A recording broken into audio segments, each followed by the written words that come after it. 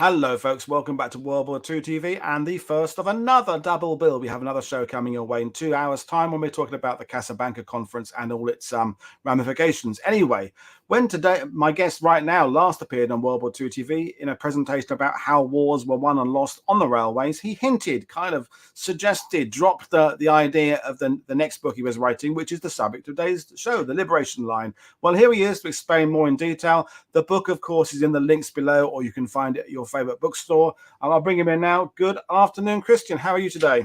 I am very well and very excited to be doing this, Paul. Good. So, I mean, we don't need to go through the how you discover the story because we kind of covered that on the last show 8 months ago. But now you're finished now and the book is out. And, you know, as the words of Untold get repeated a lot in book titles, the forgotten this, the secret that, the untold. But, you know, as you said last time, and before we get into the presentation, you genuinely think this hadn't been told, this story, had it? No, absolutely. And I've got confirmation. Today's Telegraph, they absolutely confirmed that this is a story that you've never heard of. And I'm convinced that very few of your viewers will actually know anything much about this. And yet it is an absolutely vital story. And it's all about logistics, to go through again how I came about it. Well, we love logistics. We love the idea of how the Allies get stuff to places. And so we'll bring up your PowerPoint. Folks, we'll do questions as we go along, but I'll hand over to Christian to take us through this. But the Liberation Line. So over to you, sir. Right. Well, thank you, Paul. And thank you for doing it. You actually advertised it as the American version of the book, which I did, because we've got more American viewers than Brits. Yeah. Oh, right. Well, that's the American version. Has the subtitle "The Untold Story of How American Engineering and Ingenuity Won World War II," and the British version has "The Last Untold Story of the Normandy Landings," which is a slightly more accurate title of what the book is about.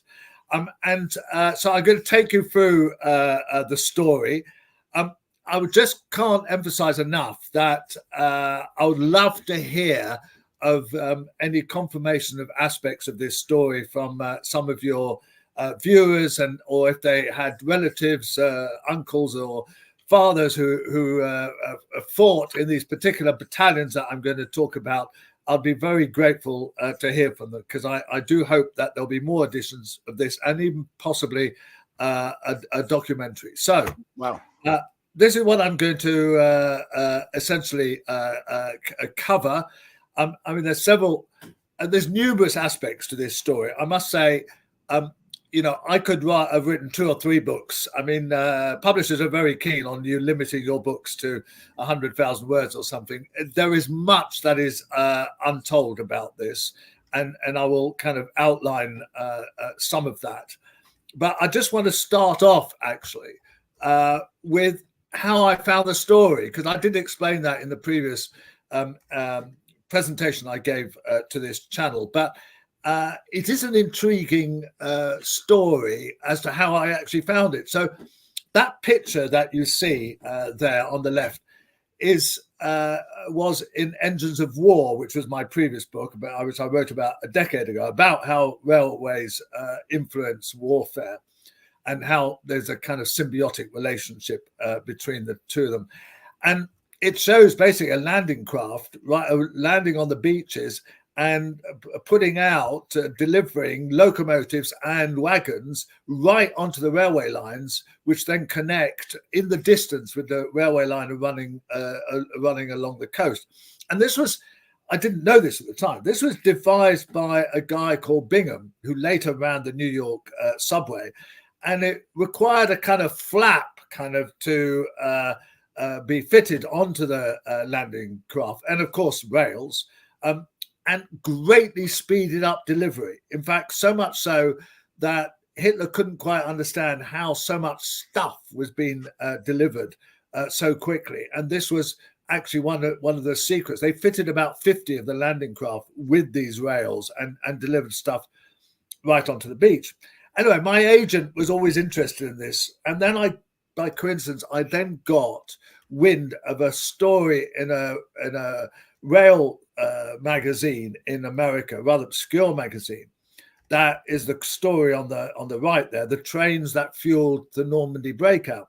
And this is the core story in the my book, which is about how they had to rebuild a line in just 3 days, a 135-mile line in just 3 days, in order to enable Patton to continue towards Paris. And I only got wind of this because the author quoted Engines of War. And so I got a Google alert in relation to that. And it got me kind of looking at this story.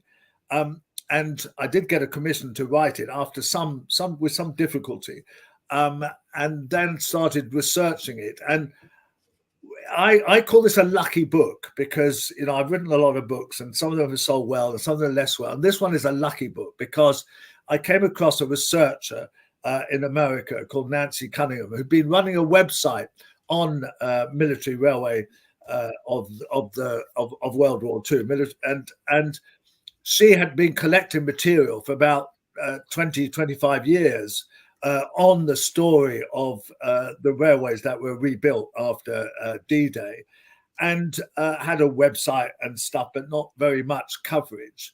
And so when I came along, she was delighted, and we worked together for the next year. And she provided me with amazing and fantastic primary documents that were typewritten of railway battalions, you know, their daily diaries, you know, so much that they were crossing out on the manuscripts. It was all very basic stuff, and this provided me with a wealth of material that is now featured in the book. So it was all rather fortuitous that I ever came across this story. What does it cover, and what are the numbers? And I think these numbers are really amazing.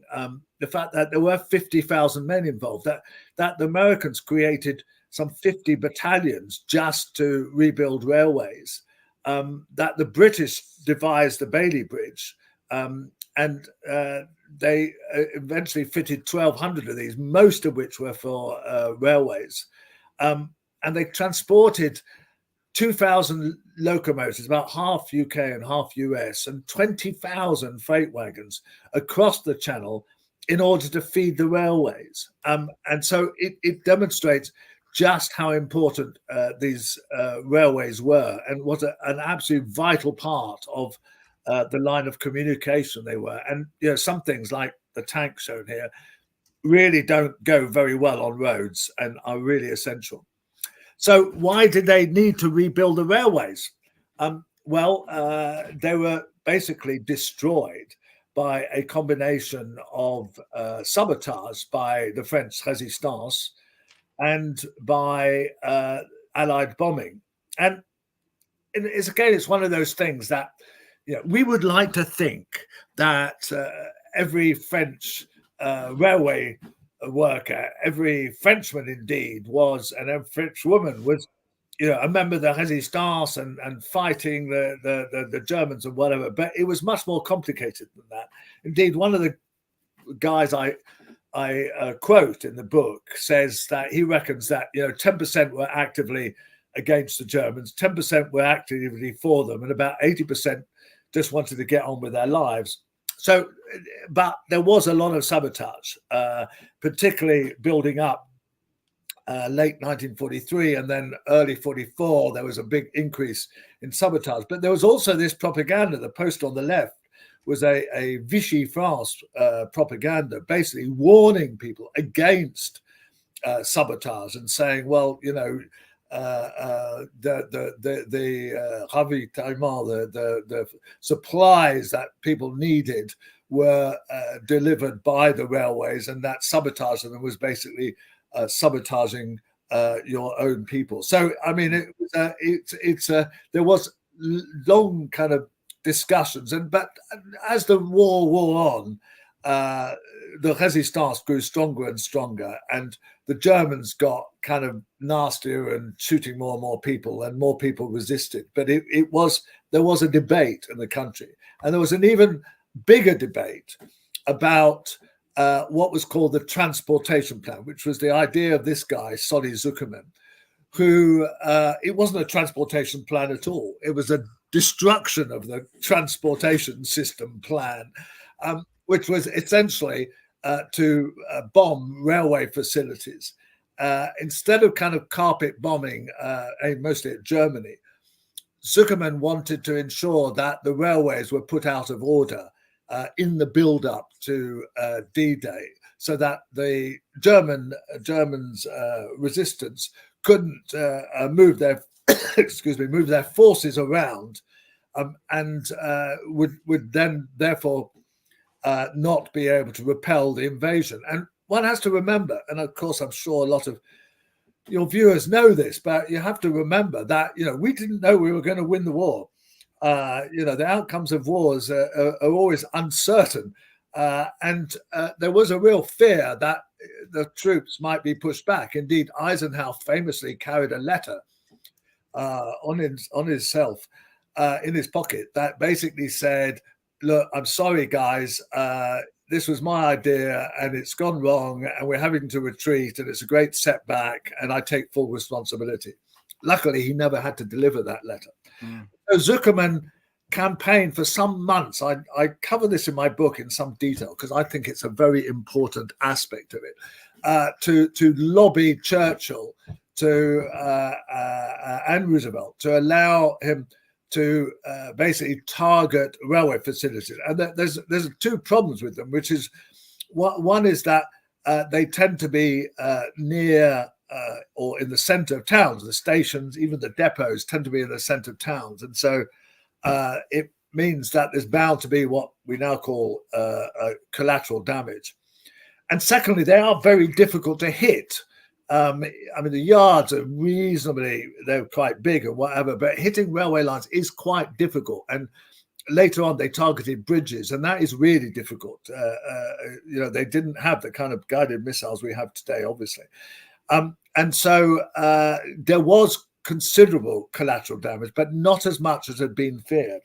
But there remains a debate about whether it was the Résistance or the Allied bombing which most damaged the railways. But this is Cherbourg on the left and Argentan on the right. It's the kind of damage this is the damage that was done by Allied bombing. And just living here, I feel I should mention the number of French civilians that were killed in this. And it, the French government, so to speak, in exile in London, reluctantly gave permission for this. But I was just literally writing yesterday about the attack on Le Mans in March, right. where, 59 killed and whether it was 70 wounded or something in a raid on the rail yards there, and over the course of weeks, the toll rose. About 30,000 is the estimate. Yeah, 20 to 30,000, which is, but there were worries that it was going to be 160,000. So yeah, it was that. But and what's more, as I outlined in the book, they continued bombing afterwards, and sometimes completely ineffectually. Even after they'd started invading, and it took another debate for them to actually stop doing it, because of course we then needed the railways, so that was also the issue. But you can see from this the sort of damage. We'll get to Le Mans in a minute, actually. So that was the state of the railways before on the left, and then that was the state of the railways at D-Day. And look, there's no doubt about it, and I'm sure you'll agree with this, Paul, that this did play a very important role in stopping the Germans from being able to fight back and push us back into the sea. It was a vital part of it. And some of the research afterwards, particularly American Army stuff, does kind of say, this played a very important role in stopping the Germans. Yep. So here's the stuff coming over, and Operation Overlord did prepare for this, and there was vast amounts of material that were brought over very quickly. Whole sections of railway bridges, rails, sleepers. Although actually they found that in the early days, didn't apply later, but in the early days, the railways of Normandy hadn't been as badly damaged as they thought. They thought every bridge would be down, all the rails would be wrecked, and that wasn't the case. Some of the bridges were still there, but bridges were always the problem. As they headed further east, as we'll see, that there was more damage because the Germans had more time to do it. But right from the beginning, they were bringing stuff and these men over. I mean, right within the first few days, there was reconnaissance. I can never quite say that word. Reconnaissance over the early railway lines in Normandy, using this kind of funny jeep, which was adapted to use on rails, as well as you just had to swap the tires over, and you got a normal jeep back again. Very clever piece of kit, although much of the early reconnaissance was actually done on foot, partly because there were booby traps. And partly because some of the rails were wrecked and so on, so you couldn't actually use this vehicle. But within days, there were people going up and down the tracks, checking their condition and so on. And so this shows the kind of early part of reconstruction. Lisson, which is in the middle there, was actually the dividing line between the British troops, which worked eastwards of there towards Caen, restoring the railways, and the American troops who worked westwards and got to Cherbourg, famously got to Cherbourg long before we got through to Caen. But these troops were working on the railways within a week of D-Day, which does. It's another point where it's amazing that this is so little mentioned. And of course, until the breakout on July the 25th at Saint-Lô, which you can see at the bottom there, we were confined to the Cotentin Peninsula and the beaches. And basically, there wasn't much rail use, although they did start rehabilitating the railways straight away. But it was Cherbourg that was absolutely the most important port to be liberated, and became the main way that material was brought in, until we got even long after we got the breakout at Saint-Lô, where then the troops started kind of moving much faster through France. Until then, really, they were stuck in this kind of the Logistical area, and not very much rail use was possible. But there was this first train, which again the date shows just how quickly this came about. And this was a regular train service that operated 4 times a day. They even published a little timetable and a little booklet advertising the service, and it could be used by local people as well as the troops. And there was some freight carried along this section of line, which is about 40 miles long. But all of which to again emphasize, how quickly and how important the railways were actually viewed right from the start. And then enter General Patton and the Third Army, who very quickly moved south and east. He was also supposed to go into Brittany. He did go into Brittany, but mostly his efforts were focused to the east and the south. And here we get into what I see as kind of like the most remarkable part of the story. Again, it was the story that the trains that fueled the Normandy breakout. But I think it's quite a remarkable story of its own, which is that so early in August he managed to fight his way through to Le Mans, which is in the bottom right-hand corner there, but needed, he reckoned, these 31 trains full of mainly fuel and some ammunition to enable him to continue towards Paris, which is about 150 miles east of Le Mans. And he then realized that there was no way of bringing this on the roads and that it had to be done by rail.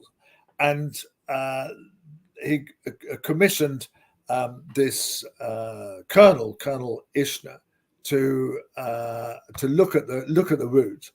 Ishner flew over the route and decided that he could not make use of the existing line, which went through towards Rennes and then eastwards, because there was a bridge down at Pont-au-Bourg, which I'll show you in a minute, and there was another bridge down at Laval. So they devised this railway route through the southern Normandy countryside, which was really just little rural lines that were never intended for this kind of intense use. And Patton basically said, we need this in 3 days, and got Colonel Ishner to carry out the preliminary work. And Ishner decided on the particular route shown through the countryside. And some of this was very basic work, right? This was existing railway lines. It was not new railway lines, but very basic railway lines that needed, for example, diversionary routes. You know, it's all single track. Needed diversionary routes to be added. And remember, he's now saying this has to be done in 3 days, and it's 135 miles of line. And he ultimately says use 1 man per foot if necessary, and got some 10,000 people involved in that, with the biggest obstacle being this bridge at Coutances, where you can see the middle section was a kind of Bailey Bridge section, typical bridge. And here something very evocative happened, which is in the background you can see the road bridge, which was not kind of demolished. And there was a writer for a railway magazine who kind of watched this process, and he saw that in the distance the troops who were advancing, the frontline troops were advancing on that road bridge, and the engineers working on this could see them kind of moving forward and realized the importance of their task and the need to kind of get this bridge back in order, to enable the troops to keep moving forward. And then there was a bridge, and this is my photographs here, at Pont-au-Bourg, which is right at the bottom of the Cotentin, just south of Avranches. There was a bridge, this bridge, that had been collapsed and couldn't be rebuilt in the space of 3 days. It was just too long. It's quite a long bridge. Yeah, I just want to jump in there because I was down at Pont-au-Bourg a few weeks ago, and it's unlike other bridges in Normandy because it's the estuary. It's covering that wide, so it's kind of more like those bridges you see in the USA. It's, you know, I don't know what its length is, but it's going to be half a mile or something. Whereas a lot of the Normandy rivers, the little bridges are, you know, they're 50 feet, and that's all you need. And interesting, I was saying before we went live, I was finding some engineer archives. So I've got about half a dozen, maybe 10 photos of them rebuilding the bridge at Pont-au-Bourg, which if you haven't got them, I'll send them through to you. I found them. I love that. I love that. In fact, I mean, that Coutances, in fact, I've got that. They did that later, of course. It took them longer, and they then got the main line working. But that was after they got after they'd finished the little line that I'm now going to show a few photographs of, because this is when I went here a couple of years ago. And so that one on the left, where I'm sorry, I'm in some of these pictures. That was where it diverts off the main line. Not this, but that bit is where the line went off into the southern Normandy countryside, and it's now all a cycle path, of course. But you can see the railway kind of origins of this, because there's the station, one of the stations on the line. And look, you know, any of your viewers who go into Normandy, bring your bike and bicycle along this route, because it is evocative and it's fantastically beautiful and pretty much deserted. And the stations are intact. I just love this. It even says, facteur, which means the postman and the ticket office, and they've restored all these little stations. But it also illustrates just what a kind of tiny little railway route, that was deemed to be absolutely essential for the progress, and eventually reached Le Mans, which was in a devastated state. I couldn't find a picture of the station itself, but this was a sort of weird X-shaped bridge over the river, and Le Mans was an absolutely vital railway junction with trains going off in all four directions and a kind of circle line around Le Mans. And when these trains eventually reached Le Mans, the station master was completely aghast. He couldn't understand how they'd reached Le Mans, because he knew that the bridge at Laval, further to the west, was out, and the Pontoise bridge was out, and he didn't understand how they'd got there. He just couldn't believe that they'd managed to get through on these tiny lines, and it took some explanation to realize what had happened. But I mean, it was an extraordinary achievement, and the trains then they did get their 31 trains, and they had to then negotiate this basic railway route in the dark with no signaling equipment or anything.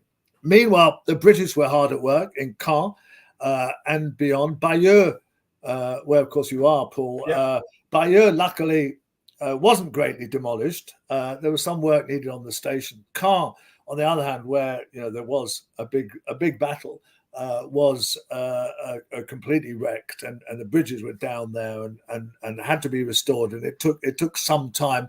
Some British troops were actually killed by friendly fire there as well, as I described in the book. So they did eventually kind of restore it and use that as another route, kind of a different route, a coastal route through again towards the Seine. And the Seine was the kind of the big obstacle. All the bridges along the Seine had been demolished. So the British here are rebuilding railways in the northern part, and the Americans who'd reached Le Mans are then rebuilding railways in the southern part of this. And the Americans had built a bridge over the Seine, and so did the British. The Americans at one point had hoped that they'd be able to divert all the traffic through Paris, where the bridges were intact, but that simply wasn't possible. There just wasn't the capacity in Paris. It was a windy route and so on, so they never managed to do that. So they somewhat got stuck. They somewhat had overrun their lines of communication, and so they set up this thing called the Red Ball Express, which is very famous, and there was a film about it starring Sidney Poitier and the like. I think this picture of the lorry stuck in the mud is slightly kind of unlikely, but nevertheless, that's a well-known picture. And so they set up this system by which they were going to transport up to 10,000 tons per day for just a few weeks. And with a roundabout route, they basically barred all other traffic on these two routes, and there was an eastward route and a westward route, and they're both one way. These convoys would run for 50 minutes. They'd stop for 10 minutes at the end of every hour.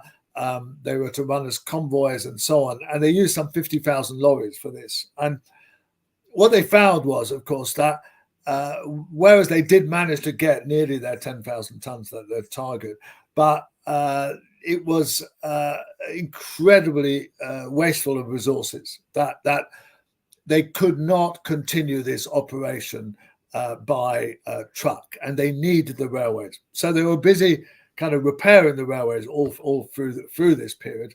I mean, they do get to Paris. The supplies kind of are backed up thanks to the Red Ball Express and thanks to the railways.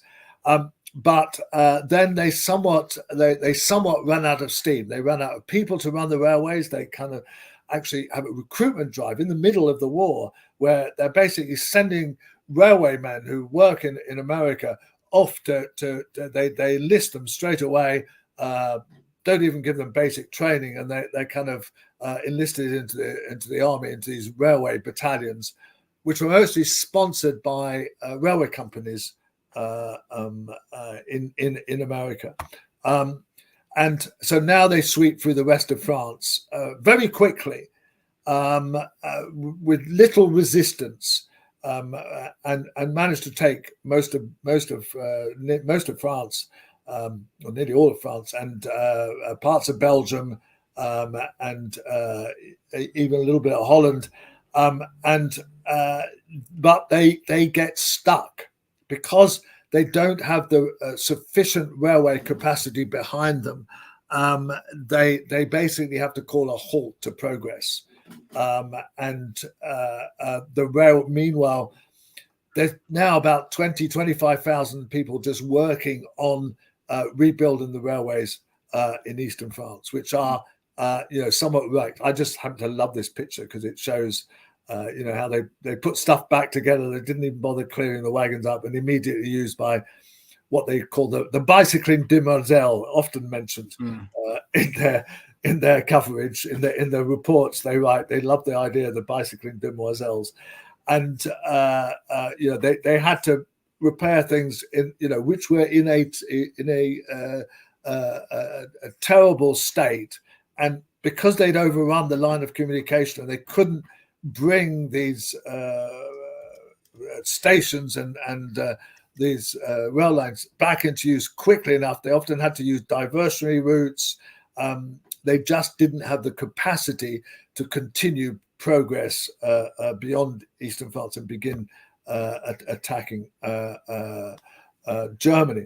And the Germans by this time had got kind of more adept at wrecking the railways, and this frightening machine was actually dragged behind a train with that claw out, which would rip up the sleepers, and then they'd place explosives on the rails and blow them up as well, and actually totally wreck the railway lines.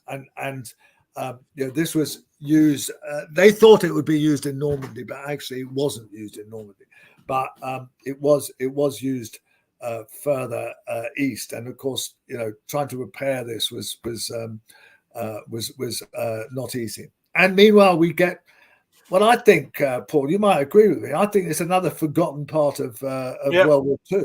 Absolutely, is Operation Dragoon, and I know about it actually personally because I used to spend summers in the south of France and near Golfe Jean, which was one of the beaches they landed on, and there was lots of memorials there. And I remember asking my parents about that, and they said, "Oh, we invaded from the south." And I thought it was D-Day, and so this was done quite efficiently and quickly. And again, the railways were an absolutely vital part of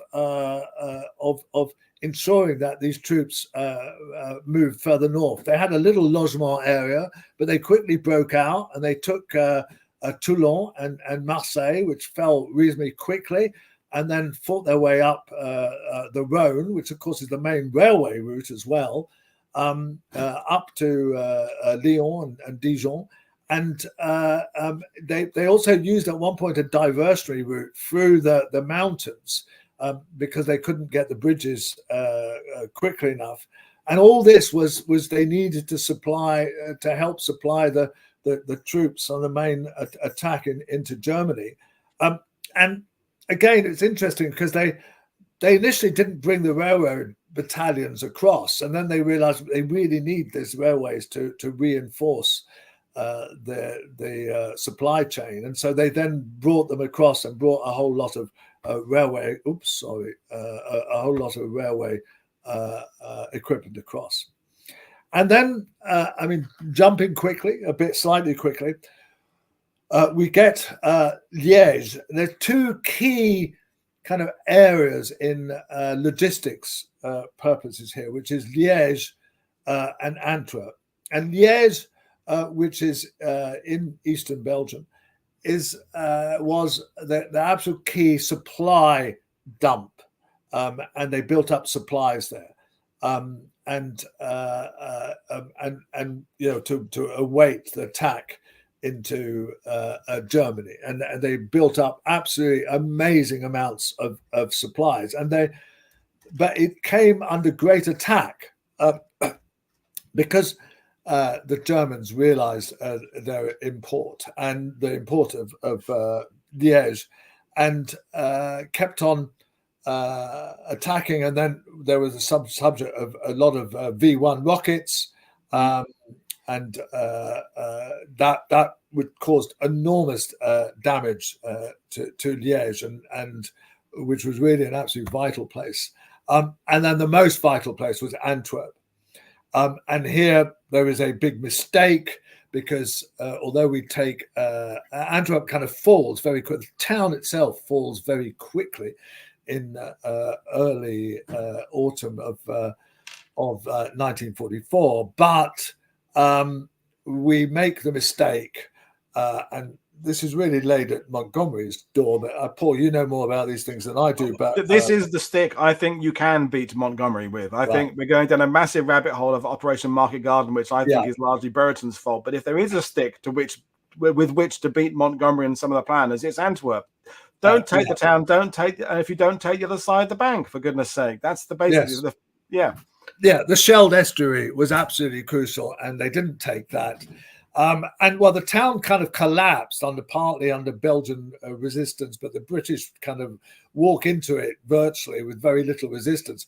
And yet they leave the Scheldt, which is the 70-mile long kind of estuary, untouched. And the Germans occupy it, and they laid mines across it, and there's terrible losses of, they send in Canadian troops. And meanwhile, Montgomery is off on Operation Market Garden, trying to attack the German lines from behind, and of course we know that becomes a disaster, and delays the ability to use Antwerp for several weeks. And until Antwerp is opened up, all the supplies have to come basically via Cherbourg. There is some use of Boulogne and Calais, but they're really not capable of handling large amounts of materials. Cherbourg has been built up enormously, and so not having Antwerp, which was Europe's biggest port, which had something like 500 kilometers of railway line in this,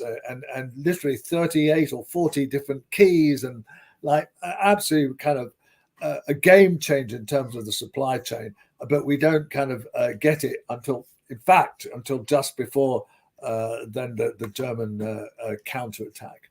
So and Antwerp came under terrible attack, mainly from the V2s, Liège from the V1s, but it was a constant barrage. And there's a lot of descriptions by the railway guys of just living under the terror of having these weapons which would kind of land without warning, hit without warning, and how difficult it was, and how they did often target the railways and the stations and the depots, and it was very difficult kind of working in those conditions. And then we get the Battle of the Bulge, which certainly some of the American reports I've read reckon that the key aim of the Battle of the Bulge, the German counterattack, was to capture either Liège or Antwerp, or both, because they were seen as the key transport hubs for the attack into Germany. And I use a quote from a German general who says, "Well, if we're not in Antwerp in a week's time, we'll have lost the war," which is obviously a kind of prescient kind of suggestion. So this is absolutely kind of around the issue of logistics and transportation. That is what the Ardennes counteroffensive is about. There's never really any hope that the Germans are going to get back to Paris or whatever, but they do think that they could disrupt the invasion. And of course, it's in terrible weather conditions, which probably initially handicaps the Allies, but then probably help them as well. I don't know what your thoughts about that are. Yeah, probably. And I just wanted to add the fact that the railways come into the German side of things as well. We did a presentation a year or so ago with Philip Blood, who lives in Aachen, saying it was, I think it was mostly the American 9th Air Force hitting the German supply trains behind, that were trying to support the Ardennes offensive from behind. So just to rest assured, as a train guy, that trains are important to both sides at this point in the war.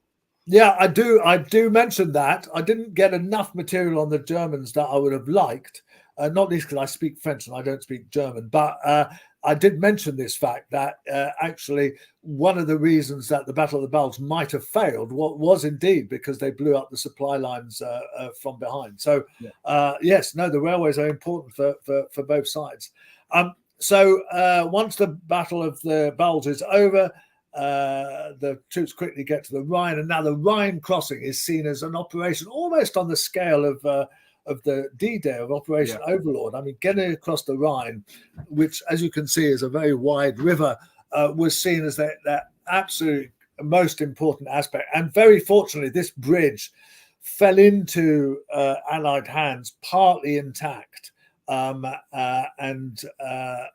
the Germans tried to blow it up and didn't manage to.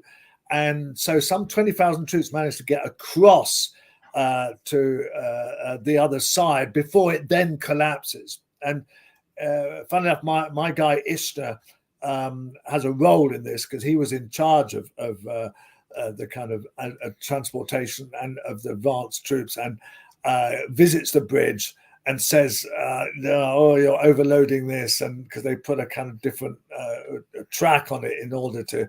They didn't put trains across it, but they did try to get road vehicles across it, and he was very worried about it. And of course, a couple of days later, it collapses, kills 38 American engineers, and injures quite a lot of others, and stops stuff being taken across. But it did make a difference that they got that across, and then of course they're busy building bridges across the Rhine, of which the British build one and the Americans build two. And once, in fact, they build these bridges, they're effectively kind of win the war, because it's game over once they manage to get enough troops across the other side of the Rhine, take the Ruhr and the industrial area. So I just want to highlight some other aspects of the use of railways, because and some other stories around it, because there's no limit to their number. I mean, one of the amazing statistics I came across is that there were 50 ambulance trains. This guy Bingham also kind of apparently designed some of the new designs for these trains. They carried about 300 people each.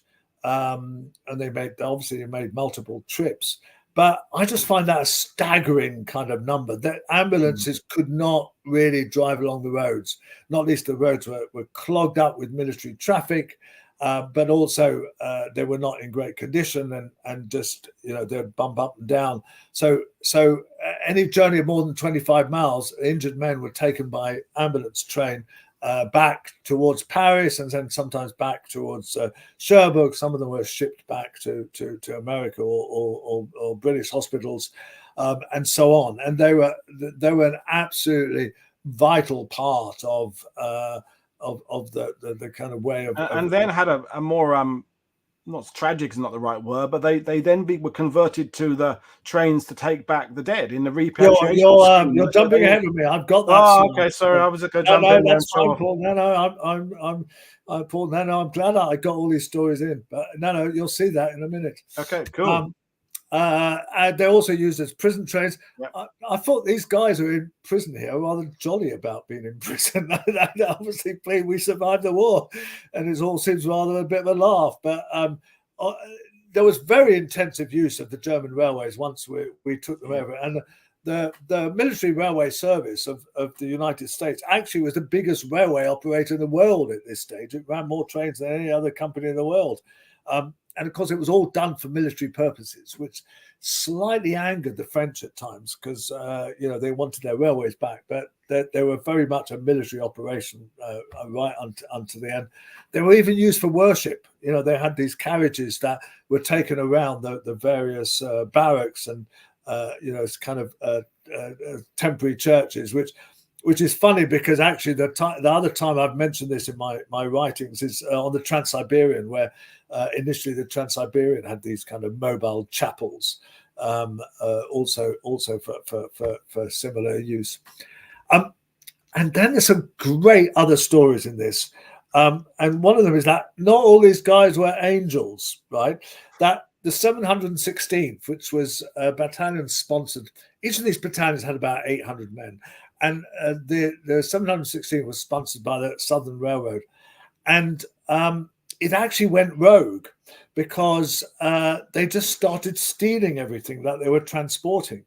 And you could get amazing prices for stuff on the black market. And like $100 for a carton of a box of cigarettes. Yeah. And some 60 million cigarettes apparently went missing, and so on. And the investigation authorities found that there was this whole black market operation whereby they would stop the train round a bend like this one, and although there might be a military guy on the train, they would then not be able to see what was going on, and they'd deliver kind of stuff to the local black market in fantastic quantities. And 200 men belonging to the 716th were actually done for theft, and some of them were jailed for 40 or 50 years because it was seen as kind of greatly damaging to morale and the army effort. So they were punished very strongly, and even the colonel was involved but he was not going to be so naive because he told his men, look, you take a few things if you want, but only take what you need for yourselves. So there's other stories in this where they don't come out so kind of perfectly. And there was also inevitably a disaster where they killed nearly 100 people at this disaster at Saint-Valery-en-Caux, which is on the Normandy coast, where there was a train carrying a tank regiment for reinforcements in the beginning of 1945, and they were in a great rush to get them to the front line. They overloaded this train, and there was an incline into Saint-Valery-en-Caux, which is on the coast, and a dead-end station. And this train became a runaway. The engineers could not stop the train. Lots of people were sitting in these wagons, which you can see there, with their doors open, and the doors shut very quickly as they crashed into it, and people lost their legs as a result. As I said, there were 89 dead and almost twice that seriously injured. And it was kept rather hush-hush, so that actually after the war, some of these men who'd been injured and lost legs went to veterans hospitals, and they said, oh, we have no evidence that there was a disaster here, and we're not going to treat you. I mean, they were treated appallingly. So because interesting enough, there's a series of accidents in the First World War that was the kind of worst accidents, including in the UK, a place called Quinton's Hill, which is our worst ever rail accident.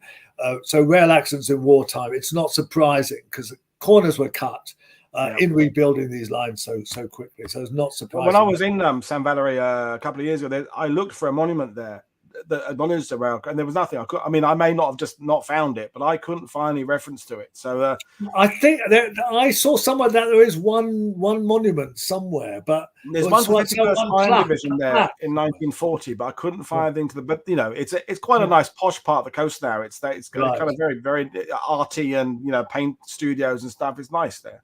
Right. No. I mean, I'm not surprised that the Americans never put up a plaque, but apparently, in my book, I say that the French did, but maybe. Okay. Well, it probably just me not being able to find it then. No. Well, maybe not. So the other another service that was created. I mean, the Americans created special services. At one point, there was a kind of 3-star service, which was a freight train that carried special material named after Patton because he was a 3-star general. And then later on in the war, they created this Tout Suite Express, which was named by the soldiers themselves because it was a corruption of the French tout de suite, and carried priority stuff from Cherbourg to basically initially Paris, but later the front line. It still took 2 days, which is interesting. Even though it was given priority, it still took 2 days to reach from Cherbourg to the German frontier, which does show how slow trains operated in those days. And it carried a lot of mail, which was very important for morale, and it carried priority goods, and it was a bit like the Red Ball Express, but again, it was never became quite as famous. And here's what you mentioned, Paul. The Americans had gave relatives the right to bring back their dead, who by then had been dead for quite some time and had been buried. And they spent something like the modern equivalent of $1 billion on this. They brought back about 100,000. Correct me if I'm wrong, but from various parts of the world. And they used coffins. They used metal coffins and trains, and specially trained people to behave with dignity. No, and you may know that, to add, one of the reasons they realised they could offer this is they did have the railways. I read that somewhere where they were looking at they were looking at the number of displaced personnel all across Europe on the roads. And they said there's only a point us offering this service if we can actually manage it. And they had the rail. They go, we can offer it then, because the idea of transporting coffins for over weeks and weeks over the roads would have just been, the families wouldn't have liked that idea. So I read somewhere that it was actually because they had the railways, they were able to put this idea through. So there you go. Oh, fascinating. And the ambulance trains in particular, they converted the ambulance trains into, as it were, the death trains. And it was quite a remarkable exercise. I mean, incredibly expensive. And the British, of course, did not offer this service. So we have the Commonwealth Graves instead. And so just a word on my sources, because look, there's a lot more to be done here. And Nancy Cunningham, whose website you can find easily, it's mentioned in my book, you will kind of advise you on this. But I mean, she's collected a lot of these documents, and these are very basic documents produced by the battalions.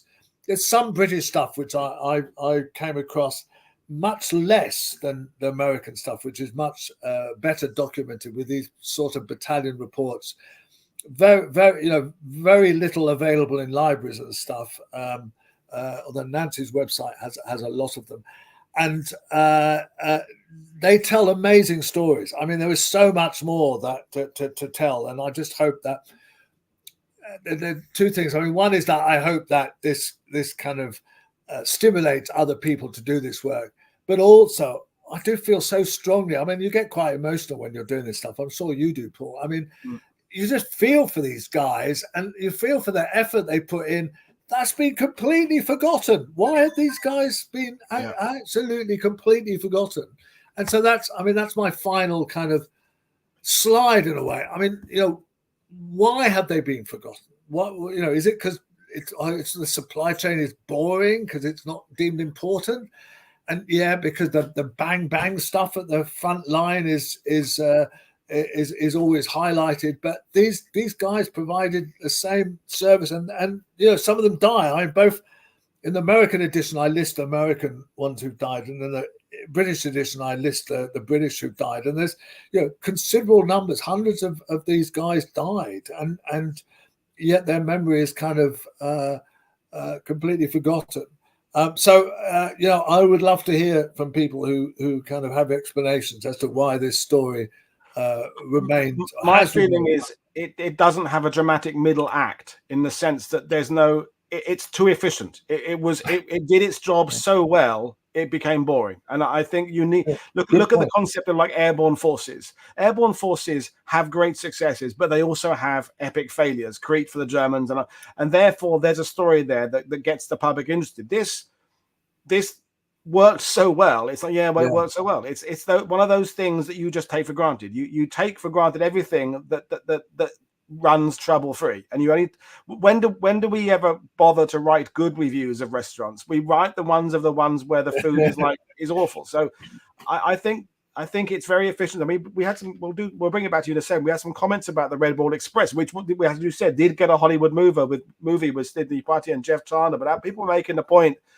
Was it? I found this one here that they were burning 3 gallons of fuel to get 1 gallon to the front in those trucks. Yeah, that's right. It was inefficient. It looked kind of glamorous, and it had this. They're driving for all hours along the roads there, but it was inefficient. You can't win a war at that pace. The railways did what they had to do, which was improve the efficiency. But they say it's boring. But yeah, well, yes. I mean, but I think it's slightly inexcusable of some of the writers about this to completely ignore. I mean, you look at indexes of a lot of the books on D-Day and beyond and the invasion or whatever. You look at railways, and one mention on page 173, and no mention of any of this, Paul. And I just don't understand that because this could not have happened without the railways. Really couldn't. I mean, I tested myself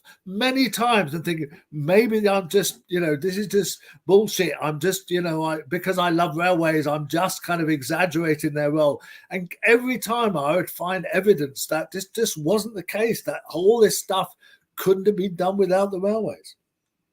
No, I agree. Well, there you are, folks. Know what to do. We've got a few questions for you, Christian, before we leave. But link to the book is in the description below. But a couple of comments, and well, the first is a comment. So Tonnet is saying, "Engineers rock, logistics too. This is what wins war. Wars from Hannibal and Alexander to World War II, and now the Ukraine." So there's just a comment on how important these are.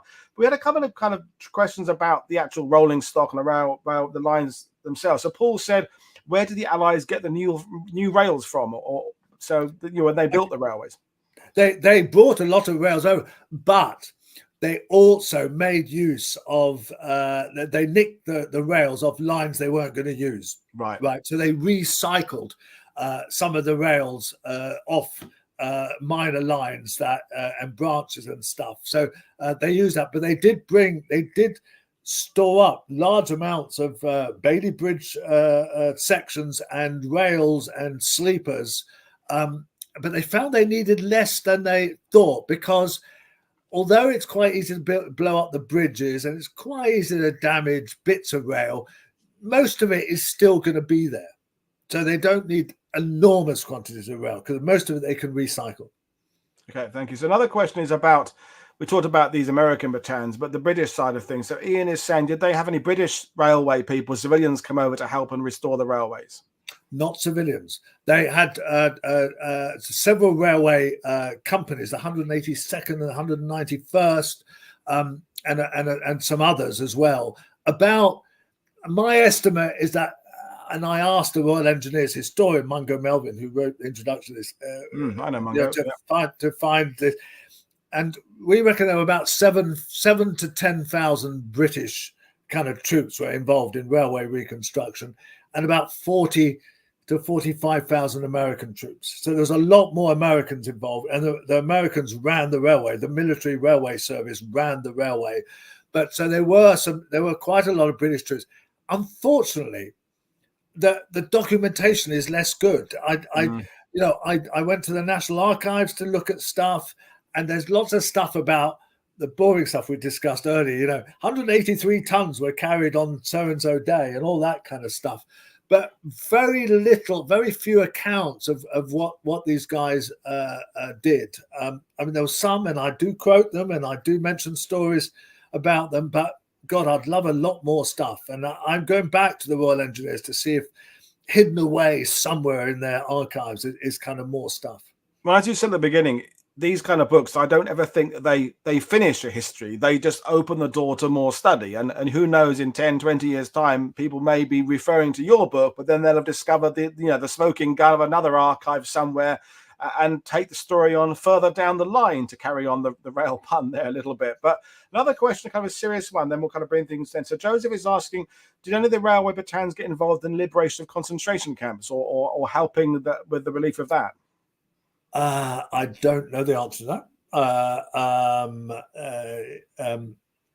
Nothing that I've seen suggests they did, but of course there is this kind of thing about the concentration camps, because everybody got taken there by rail, and that I've written about in other books. The concentration camps, the whole terrible Holocaust, could not have been organized without the railways, as I'm sure you know. But no, I don't know the answer to that. Lovely question, interesting question. Something to look up, isn't it? Yeah, and people are just saying thank you for the first-class presentation. Another railway pun. Don't start hammering us with all your railway puns. Those will be here for the rest of the afternoon. But it's an amazing story, and it is one of those ones that is genuinely, as you said there, a forgotten story, an untold story, and we can only imagine that the influence and importance this had on the liberation of Europe. And yet people are obsessed about the fighter pilots and the paratroopers, and we talk about them on the channel, but there's this tale, the big tale behind all that. And when Patton's Third Army gets going in Normandy, it had to have that massive, great resource behind it. And we've all learned now that the railways is a key part of it. So brilliant stuff. So Christian, I will invite you back in the future sometime. We may bump into each other in June in Normandy. Folks, I'm back again in an hour's time talking about the Casablanca conference. But in the meantime, have a cup of tea, have a cup of coffee, and I will see you in an hour's time. Cheers, everybody. Thanks again. Bye. Thank you.